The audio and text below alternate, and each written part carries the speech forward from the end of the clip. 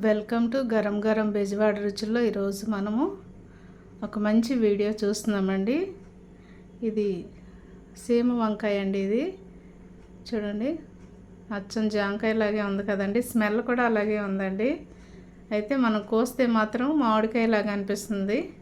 చూడండి, అచ్చం పచ్చి మామిడికాయ కోసినట్లుగా అనిపిస్తుందండి. అంటే ఇవి మనకి ఎక్కువ తెలుగు రాష్ట్రాల్లో కనపడవు, కానీ ఇక్కడ తమిళనాడులో బాగా దొరుకుతాయండి. వీటిని ఎలా మనం కూర చేసుకోవాలో చూద్దాం. ఈరోజైతే నేను వీటిని ఫ్రై చేస్తున్నానండి. చూడండి, నేను పెసరపప్పు నానబెట్టి ఫ్రై చేస్తున్నానండి. ఈ రెండు కలిపి ముందుగా ఈ పెసరపప్పు ఒక పావు గంటల సేపు నానబెట్టండి. 2 సార్లు కడిగి కొంచెం మంచి నీళ్ళలో నానబెట్టుకోండి. ఇవి సన్నగా కట్ చేసుకుని మనం ఫ్రై చేసుకుందాం. ఎలా చేయాలో చూద్దామండి. ఇలా తురుము కూడా తీసుకోవచ్చండి ఇలాగా, లేదంటే సన్న పీసులతో అయినా చాకుతో కట్ చేసుకోవచ్చు.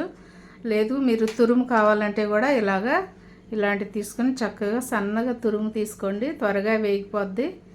నేనైతే ఈరోజు తురుము తీసేసేస్తున్నానండి. తప్పకుండా మీరు కూడా ట్రై చేయండి. తురుము తీసేసాను. ఈ కాయలు చూడండి, చాలా వాటర్గా ఉంది ఈ కాయ. ఈ వాటర్ అంతా పిండేసి ఒకసారి వాటర్లో మనం నీళ్లు పోసి ఒకసారి కడుగుదామండి. కడిగిన తర్వాత మనం ఈ ఫ్రై ఎలా చేసుకోవాలో చూద్దాము. స్టవ్ వెలిగించి కళాయి పెట్టుకున్నాము. తగినంత ఆయిల్ వేసుకుందామండి. ఫ్రైకి సరిపడ్డట్టుగా ఆయిల్ హీట్ ఎక్కింది కదండి. ఇప్పుడు మనము కొంచెము 1 స్పూను ఆవాలు వేసుకుంటున్నాము. అలాగే 1 స్పూను పచ్చిశనగపప్పు వేసుకుందామండి. అలాగే 1 స్పూను చాయ్ మినపప్పు వేసుకుంటున్నాము. అలాగే 1 స్పూన్ జీలకర్ర కూడా వేసుకుంటున్నామండి.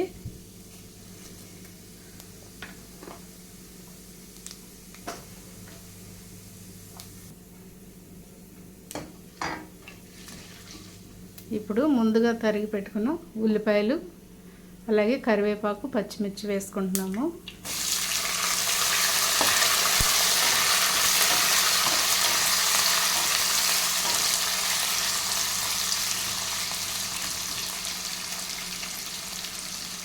చూడండి, చక్కగా తురుము తీసి కడిగి పెట్టుకున్న ఈ తురుము వేసేస్తున్నానండి. సీమ వంకాయ తురుము వేసేసుకుందాం దీనిలో.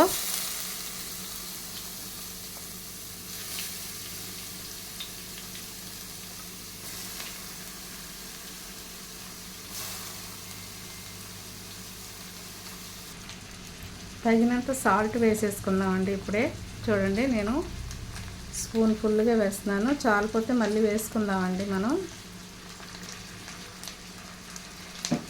అలాగే పసుపు కూడా వేసేసుకోండి ఇప్పుడే. ఇవి చూడండి, పసుపు వేస్తున్నాను.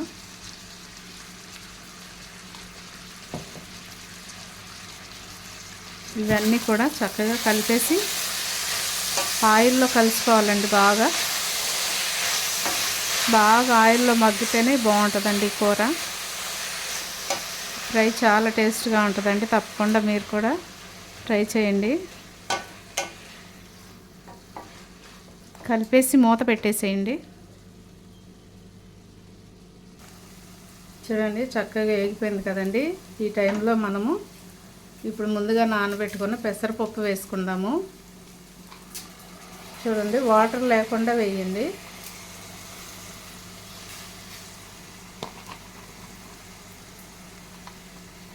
శుభ్రంగా 2-3 సార్లు కడిగిన తర్వాత నానబెట్టండి. కొంచెం ఎక్కువ కావాలంటే వేసుకోండి, లేకపోతే కొంచెం తక్కువ కావాలన్నా వేసుకోవచ్చు. అది మన ఇష్టమేనండి. ఇదంతా కూడా ఇప్పుడు ఇలా కలిపేసి సిమ్లో పెట్టి మూత పెట్టేయండి. ఎందుకంటే ఇది కూడా మగ్గిపోద్ది చక్కగా.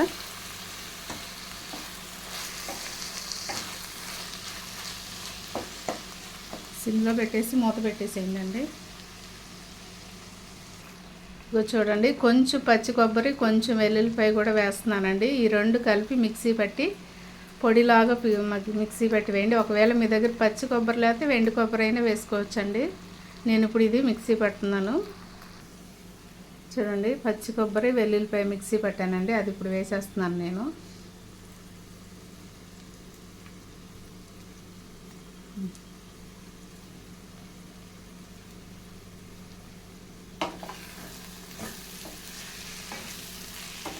ఇదంతా కూడా దీనిలో బాగా కలిసేటట్టుగా కలిపేసేయండి. కలిపేసి మూత పెట్టేయండి.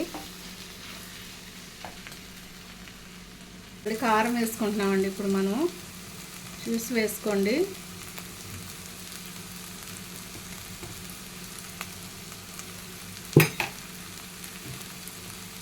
ఇదంతా కూడా చక్కగా సిమ్లో పెట్టేసేయండి అండి. ఫుల్ కానీ మీడియం కానీ పెట్టద్దు.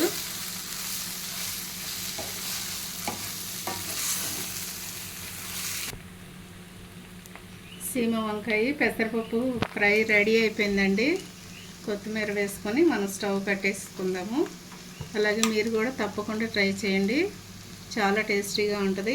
అలాగే మా ఛానల్ని మర్చిపోవద్దండి. గరం గరం బెజవాడ రుచులు. సబ్స్క్రైబ్ చేయని వారంటే సబ్స్క్రైబ్ చేయండి, షేర్ చేయండి, లైక్ చేయండి. Thank you.